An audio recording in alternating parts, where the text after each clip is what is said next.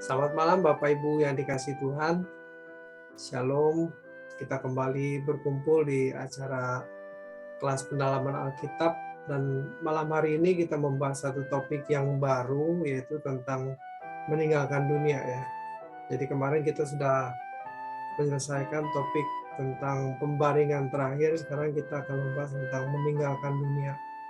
Dan seperti biasa, ini akan dibagi menjadi 5 sesi, 5 kali pertemuan. Dan malam hari ini, di sesi yang pertama ini ada 6 bab yang akan kita bahas. Oke, sebelumnya mari kita tundukkan kepala, kita berdoa.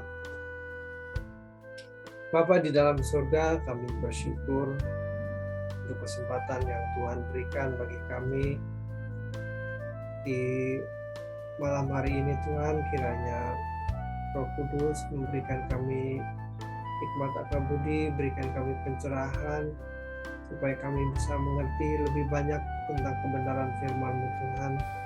Apa yang Tuhan mau sampaikan bagi kami, biarlah itu boleh kami terima dan kami simpan dalam hati kami, agar hidup kami ini berubah semakin seperti yang Bapa kehendaki. Urapi kami semua Tuhan. Kami buka ibadah pendalaman Alkitab kami malam hari ini Tuhan. Di dalam nama Tuhan Yesus Kristus kami berdoa dan bersyukur. Amin. Oke, saya share screen dulu. Malam hari ini kita akan membahas seri yang baru, yaitu meninggalkan dunia, dan ini akan dibagi menjadi 6 topik bahasan. Yang pertama meninggalkan dunia, kemudian yang kedua tentang barter, yang ketiga tentang tidak memanjakan diri, yang keempat tentang suasana jiwa, yang kelima meraih kemenangan dengan perjuangan, dan yang terakhir kehausan akan Allah. Oke, mari kita bahas yang pertama. Meninggalkan dunia berarti langkah seseorang memindahkan kesenangan hidupnya dari materi dunia fana ini dengan segala hiburannya kepada Tuhan dan pengharapan akan penyataan kerajaannya yang akan datang. Jadi pengertian meninggalkan dunia bukan secara fisik, kita pergi dari dunia ini pindah ke planet lain ya, tentunya pengertiannya bukan itu. Tetapi hati kita ini dipindahkan dari yang asalnya menyenangi materi, kesenangan-kesenangan yang ada di dunia fana ini, dan kita pindahkan kepada Tuhan dan kerajaannya. Pengharapan akan kerajaan yang akan datang, gitu ya. Itu pengertiannya. Nah, Paulus dalam suratnya mengatakan agar orang percaya mematikan segala sesuatu yang duniawi, Kolose 3 ayat 5. Sesuatu yang bersifat dunia termasuk ambisi menjadi orang terhormat, terpandang di mata manusia, menyandang gelar demi prestise, memegang jabatan yang bergengsi, serta dianggap penting. Sesuatu yang bersifat duniawi termasuk juga menyukai barang-barang branded agar dikagumi oleh orang-orang lain. Sesuatu yang bersifat dunia termasuk hasrat untuk memiliki rumah, mobil, dan lain-lain untuk sebuah martabat dan harga diri. Nah, ini ya, ini yang penting. Jadi sebetulnya yang jadi masalah itu bukan di rumah, di mobilnya. Kalau semua orang yang punya rumah, punya mobil itu tidak boleh, berarti salah. Tapi yang jadi masalah itu adalah ini, tujuannya untuk martabat dan harga diri. Jadi kalau tujuannya bukan untuk martabat dan harga diri, nggak masalah. Yang masalah itu adalah di batiniah kita ya. Ketika kita merasa punya rumah, punya mobil, punya barang-barang branded, itu menjadi martabat, menjadi harga diri kita yang naik, nah ini yang jadi masalah. Orang yang meninggalkan dunia harus mulai melepaskan diri dari keterikatan dengan dunia ini. Ini berarti hidup hanya untuk kepentingan kerajaan Allah. Semua yang kita ingini haruslah sesuatu yang memang berguna bagi orang lain. Dalam hal ini kita harus membedakan antara keinginan dan kebutuhan. Meninggalkan dunia berarti adalah proses yang sangat berat, sebab kita telah terbiasa hidup dalam keterikatan dengan hal-hal yang bersifat duniawi. Hal ini bisa dimengerti kalau orang kaya yang dikisahkan dalam Matius pasal 19 tidak bersedia mengikuti Yesus karena harus menjual segala miliknya dan membagikannya kepada orang miskin. Orang kaya tersebut tidak sanggup lagi hidup tanpa kekayaan. Kita tahu ceritanya ya, ketika orang kaya itu ditantang untuk menjual semua kekayaannya dan membagikan orang miskin, dia pergi meninggalkan Yesus karena tidak sanggup, tidak mampu gitu ya. Hatinya telah terpasu oleh kekayaan dalam stadium yang sangat kuat. Pada titik ini, seseorang tidak akan bisa lagi mengikuti Yesus. Namun, ia masih bisa beragama dan memiliki moral yang baik di mata manusia. Dengan demikian dapat disimpulkan bahwa seseorang bisa beragama dengan baik, tetapi masih bersifat duniawi. Kalau menolak untuk mengikuti Yesus, tetap dia masih bisa jadi orang baik. Ketika orang kaya tersebut itu kan ketika ditanya, guru apa yang harus kulakukan untuk menjadi yang baik? Nah, Tuhan bilang lakukan hukum Taurat.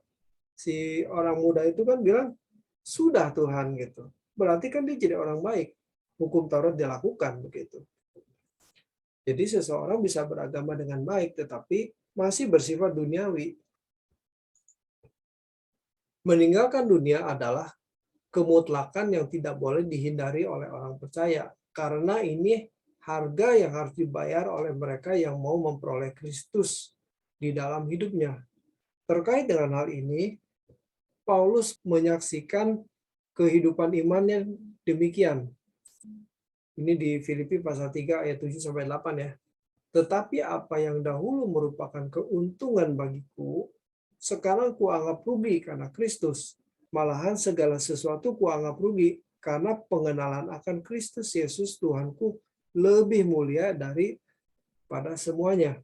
Oleh karena dialah aku telah melepaskan semuanya itu dan menganggapnya sampah supaya aku memperoleh Kristus.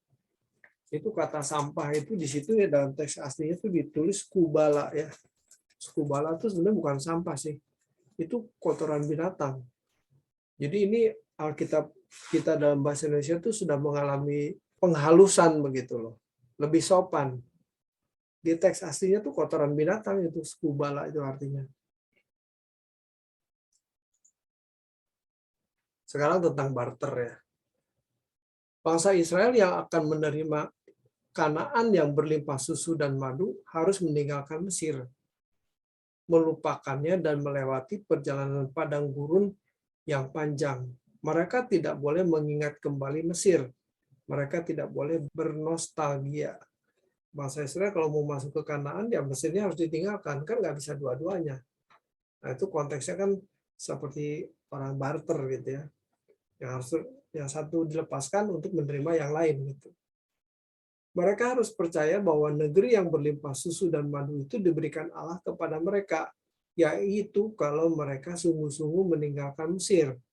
Oleh sebab itu, mereka harus percaya bahwa negeri Kanaan berkeadaan jauh lebih baik dalam segala hal daripada Mesir, tempat di mana mereka pernah diperbudak. Jadi jangan mau kembali ke Mesir. Dalam Filipi pasal 3 ayat 8, Rasul Paulus berkata, oleh karena dialah aku telah melepaskan semuanya itu dan menganggapnya sampah supaya aku memperoleh Kristus. Apa yang ditulis oleh Rasul ini merupakan pengalaman hidup seorang yang menerima Injil dengan benar. Paulus tentu dapat memiliki dan menikmati Injil secara lebih penuh dibandingkan dengan kebanyakan orang yang mengaku percaya Injil tetapi tidak memiliki cara yang benar dalam menyambut Injil. Melepaskan semuanya maksudnya tidak lagi menganggap bernilai segala sesuatu yang dulu menjadi kebanggaan, yaitu sebelum menerima Yesus sebagai Tuhan dan Juru Selamat. Semua yang dulu dianggap bernilai bisa berupa kehormatan, kedudukan, status sosial, harta, gelar akademis, kesukaan berbuat dosa, dan lain sebagainya. Ini jadi tahtanya kehormatan, kedudukan, gelar, harta, itu tahtanya itu harus diturunkan. Ya, dan kita harus menjadikan Tuhan itu lebih bernilai. Jadi harus dibarter. Semua kehormatan, hak kita, gelar, pangkat, kedudukan itu harus diturunkan dan kita menganggap Tuhan lebih penting, gitu ya. Kehilangan semua itu merupakan sikap yang benar untuk dapat memperoleh Injil dan menikmatinya secara penuh. Dengan melepaskan semuanya dan menganggapnya sampah, dimaksudkan sebagai langkah untuk dapat memperoleh Kristus. Inilah cara yang benar. Jadi kalau yang materi yang sifatnya jasmani itu tidak dilepaskan, maka kita tidak bisa menerima Kristus dengan cara yang benar. Inilah tindakan barter yang harus dilakukan oleh setiap orang percaya. Tanpa tindakan barter, seseorang tidak akan pernah memiliki Kristus atau keselamatan di dalam Dia. Dalam Lukas 14 ayat yang ke-33, Yesus menjelaskan bahwa seseorang yang mau mengiring Dia dan menjadi murid harus meninggalkan segala sesuatu. Penjelasan ini tegas menetapkan bahwa untuk memiliki Injil dan menikmatinya, haruslah melepaskan segala sesuatu yang sama dengan meninggalkan dunia. Maksud pernyataan tersebut adalah bahwa Tuhan menghendaki agar kita tidak terikat dengan hal-hal dunia. Keterikatan di sini memang relatif sifatnya, tetapi yang penting bahwa keterikatan kita dengan Yesus merupakan keterikatan yang melebihi segala keterikatan. Khotbah kemarin saya menjelaskan bahwa berhala itu adalah keterikatan kepada sesuatu yang bukan Allah, yang melebihi keterikatan kita kepada Allah. Itu berhala ya. Jadi ini paralel dengan ini. Jadi ketika kita memiliki sesuatu yang mengikat kita melebihi keterikatan kita kepada Tuhan, itulah berhala.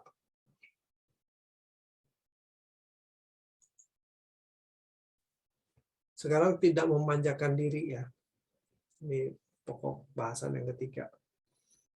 Betapa berartinya kebangkitan Yesus bagi umat manusia, juga bagi kemuliaan Allah atau kemenangan surga. Kebangkitan Yesus menunjukkan bahwa Ia telah menunaikan tugas penyelamatan dan sukses. Keberhasilannya tersebut ditentukan oleh ketaatannya kepada Allah Bapa di surga. Ibrani 5 ayat 7. Kalau Yesus tidak taat, Ia tidak akan mengalami kebangkitan. Tidak bisa dibayangkan bagaimana keadaannya kalau tidak ada kebangkitan. Sehingga Bapa bukan menjadi Allah orang yang hidup, sebab semua manusia bahkan Yesus sendiri mati. Dampaknya pula tidak ada langit baru bumi baru. Ini berarti manusia tidak mempunyai harapan sama sekali. 1 Korintus 15 ayat 19.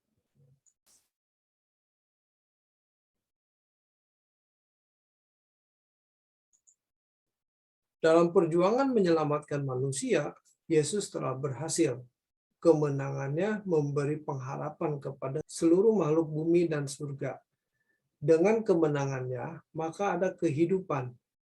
Kehidupan di sini maksudnya manusia bisa menjadi makhluk yang hidup kembali dengan berdaging. Tubuh berdaging dengan kualitas tinggi yang disebut tubuh kemuliaan yang telah ditampilkan oleh Yesus di depan murid-muridnya pasca kebangkitannya. Jadi setelah kebangkitan itu, Yesus itu menggunakan tubuh kemuliaan ya, bukannya roh ya, tetap ada fisiknya. Buktinya Tuhan Yesus makan dan minum bersama dengan murid-muridnya setelah kebangkitannya. Bagian dari keteladanan yang ditampilkan Yesus dalam kisah penyalipan itu juga berbicara bagaimana Paulus rela melepaskan kesenangan demi pelayanan bagi Tuhan. Paulus telah berkata kepada anak rohaninya Timotius, asal ada makanan dan pakaian, cukuplah. 1 Timotius 6 ayat yang ke-8. Implikasi ayat ini menyuarakan panggilan terhadap semua orang percaya untuk tidak membiarkan dirinya terbuai oleh berbagai kesenangan pribadi, lebih dari kecintaannya terhadap pelayanan bagi Tuhan. Tapi kenyataannya banyak orang Kristen masih egois ya, masih mengutamakan kepentingan pribadi daripada pelayanan kepada Tuhan. Dalam kehidupan setiap hari, sebagai umat pilihan, kita harus memiliki toleransi atau fleksibilitas yang tinggi terhadap keadaan dunia sekitar. Kita harus bisa tidur di tempat panas atau dingin, mengenakan pakaian berapapun harganya, asal pantas, dan lain sebagainya. Kita tidak boleh memanjakan diri kita sendiri. Bila kita memanjakan diri kita sendiri, kita tidak dapat menjadi pelayan Tuhan yang fleksibel beradaptasi dengan dunia sekitar. Harus diingat bahwa Yesus tidak memiliki tempat untuk meletakkan kepalanya.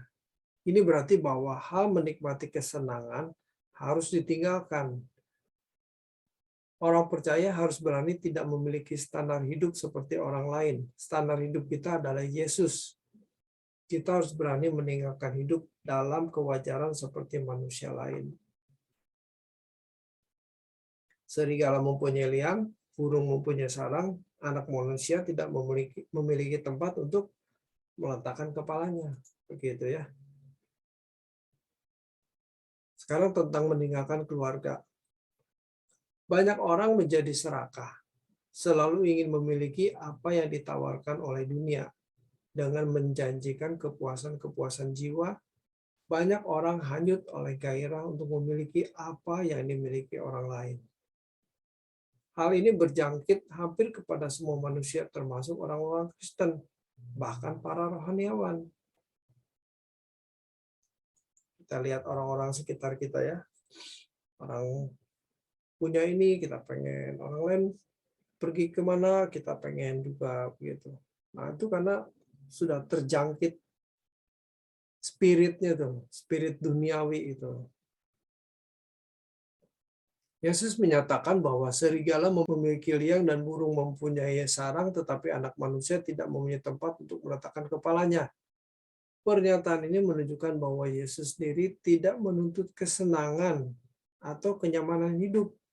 Oleh sebab itu, sebagai orang percaya harus berani menderita seperti yang dialami oleh Yesus. Roma 8 ayat 17. Kalau ditinjau dari pola hidup masyarakat pada zamannya, kehidupan Yesus bisa dipandang tidak normal. Hal ini dimulai ketika Yesus berusia 12 tahun. Anak-anak usia ini biasanya masih hanyut dengan berbagai kesenangan anak-anak. Tetapi Yesus pada usia tersebut sudah sangat giat belajar Taurat, melampaui anak-anak lain. Karena kemampuannya yang luar biasa memahami Taurat, ia bisa bersoal jawab dengan para ahli-ahli kitab atau teolog-teolog Yahudi. Ini hebat sekali ya. Seorang pria yang normal pada umumnya usia 30 tahun sudah menikah dan hidup berumah tangga. Biasanya pria normal seusia ini menikmati hidup bersama keluarga. Tetapi tidaklah demikian dengan Yesus. Setelah baptisan yang diterimanya di Sungai Yordan oleh Yohanes Pembaptis, Yesus mulai dengan tugas penyelamatan. Yesus memilih murid-murid dan sejak itu ia mulai memberitakan kerajaan Allah. Yesus meninggalkan keluarga, Yusuf dan Maria ibunya serta saudara-saudaranya. Alkitab menginformasikan bahwa ia berjalan keliling untuk mengajar.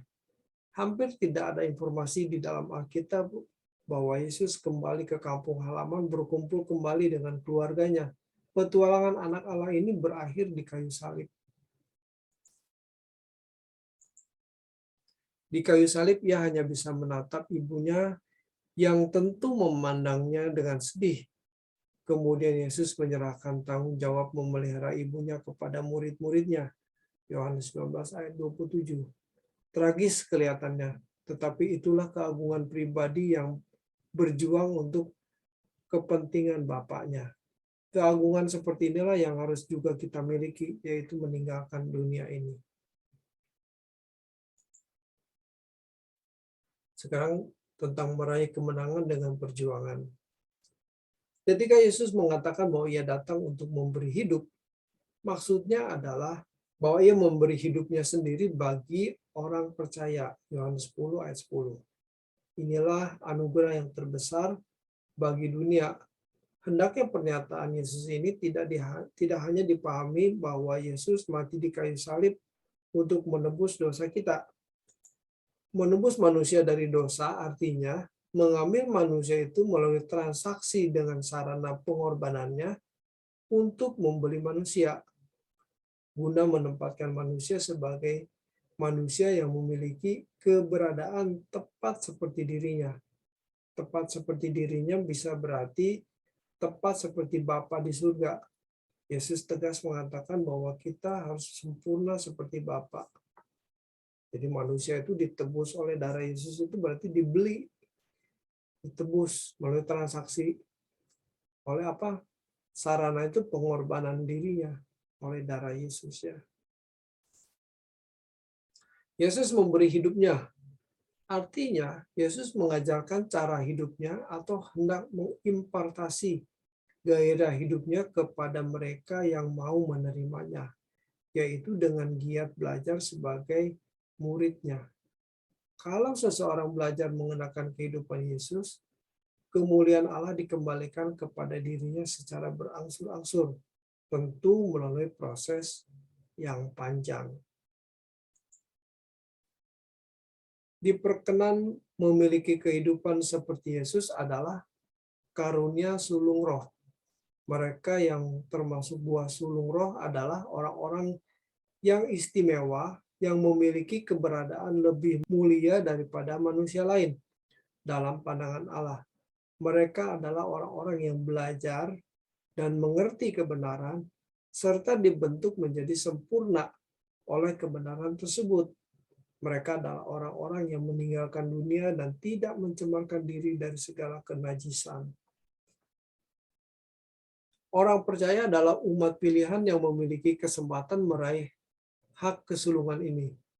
Sebab kepada umat pilihan, Tuhan memberi kuasa atau eksosia ya, supaya menjadi anak Allah. Hak tersebut menyangkut penebusan, Roh Kudus, firman atau Injil, firman Kristus atau Injil, dan penggarapan Allah melalui segala perkara.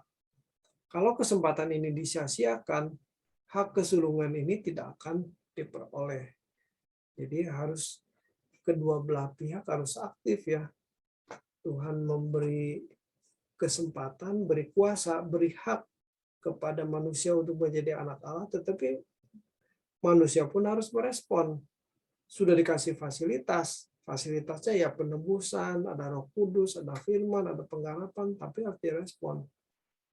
Baru hak itu bisa diperoleh. Mereka yang masuk dalam istana kerajaan sebagai anggota keluarga kerajaan adalah mereka yang menang melawan iblis, menjadi corpus delicti bagi kemuliaan Allah, seperti yang Yesus telah lakukan. Inilah orang-orang yang memiliki kemenangan seperti yang diraih oleh Yesus. Kemenangan yang diperjuangkan dengan mempertaruhkan segenap hidup tanpa batas. Sejatinya di langit baru, bumi baru nanti terdapat dua kelompok besar. Yang pertama, mereka yang diperkenan masuk dunia akan datang sebagai anggota masyarakat. Mereka termasuk kelompok orang yang diselamatkan dengan kualitas keselamatan yang rendah. Mereka adalah hasil dari penghakiman menurut perbuatan. Jadi kalau menurut penghakiman di pengadilan Kristus nanti itu dipandang layak untuk masuk dunia akan datang, ya mereka akan menjadi masyarakat. Nah, yang kelompok yang kedua adalah mereka yang menjadi anak-anak Allah. Mereka adalah anggota keluarga kerajaan yang memerintah bersama-sama dengan Tuhan Yesus. atau dimuliakan bersama-sama dengan Tuhan Yesus. Kelompok kedua ini adalah orang-orang yang dituntut untuk sempurna seperti Bapa atau serupa dengan Yesus. Mereka juga harus berani menderita bersama-sama dengan Yesus. Roma 8 ayat 17. Ini topik yang terakhir ya. Orang percaya harus memindahkan fokus hidup. Ini adalah satu kemutlakan. Memindahkan fokus hidup dimulai dari kesadaran bahwa dunia ini bukan rumah kita. Oleh sebab itu, segala sesuatu yang kita lakukan adalah persiapan untuk memasuki langit baru, bumi baru, sebagai anggota keluarga kerajaan. Jadi, orang percaya itu disetting atau diproyeksikan bukan untuk sekedar menjadi anggota masyarakat di kerajaan surga, tetapi disetting, diproyeksikan ya, itu untuk menjadi anggota keluarga kerajaan. Makanya fokus hidup harus dipindahkan. Kesadaran bahwa dunia ini bukan rumah kita itu. Sesungguhnya tujuan hidup kita adalah Tuhan dan kerajaannya. Menjadikan Tuhan tujuan hidup berarti harus meninggalkan dunia ini. Untuk itu, orang percaya harus selalu menghayati bahwa dunia ini bukan rumah kita. Suatu hari nanti kita akan menetap di langit baru dan bumi yang baru. Kehidupan yang ideal yang Allah sediakan bagi anak-anaknya. Luar biasa. Orang-orang yang menentang Allah dan tidak menghormati, dia pasti akan binasa. Kalau zaman sekarang, ini adalah orang-orang yang tenggelam dalam kenikmatan dunia dan menolak meninggalkan dunia. Ya, orang-orang yang masih cinta dunia ya. Kuasa kegelapan menggerakkan banyak orang untuk mengingini dan mencari dunia dengan segala kesenangan dan hiburannya. Hal itu mereka anggap sebagai hal yang wajar. Sebab hampir semua orang melakukan hal tersebut. Mereka sedang disesatkan oleh kuasa dunia ini, sehingga digiring menuju api kekal. Kalau orang percaya mulai berusaha untuk mengenal Allah, maka kehausan akan Allah bertambah-tambah dalam hidupnya. Kehausan akan Allah ini sama dengan apa yang dikatakan oleh Yesus sebagai haus dan lapar akan kebenaran. Matius 5 ayat yang ke-6. Banyak orang tidak memedulikan hal-hal rohani. Mereka lebih mempersoalkan perkara-perkara duniawi. Orang-orang seperti ini tidak akan mencari Tuhan dengan sungguh-sungguh. Sebenarnya mereka adalah orang-orang yang bersikap tidak pantas terhadap Tuhan, memandang rendah Tuhan dan tidak menghormatinya. Mereka tidak bersedia meninggalkan dunia sebab mereka telah nyaman di dunia ini yang menjadi kerajaannya, merasa betah di bumi. Ya, ini mengerikan sekali orang-orang seperti ini. Satu kali mereka pasti ditolak Tuhan. Oke, sudah slide terakhir. Saya sudah menyelesaikan pemaparannya. Oke, silakan Bapak Ibu kita berdiskusi sekarang. Kalau ada yang mau ditanyakan atau mau ditambahkan, monggo silakan. Kita akan melanjutkan dengan sesi berikutnya minggu depan oleh Pak James ya. Kita seperti biasa jam 8 kita akan memulai acaranya. Oke, mari kita tundukkan kepala, kita akhiri acara kita. Bapa di surga, kami bersyukur untuk bincang-bincang kami malam hari ini.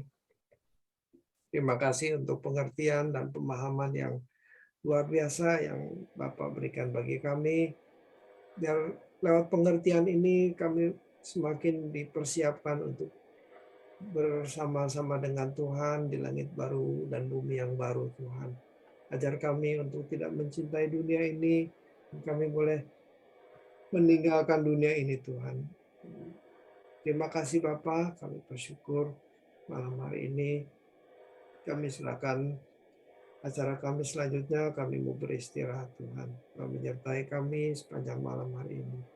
Terpujilah namamu Bapa, di dalam nama Tuhan Yesus Kristus. Kami serahkan doa kami. Haleluya. Amin. Bye-bye. Terima kasih. semuanya. Tuhan memberkati. Pak David, terima kasih Pak James, Pak Terima Rosman. kasih. Terima kasih.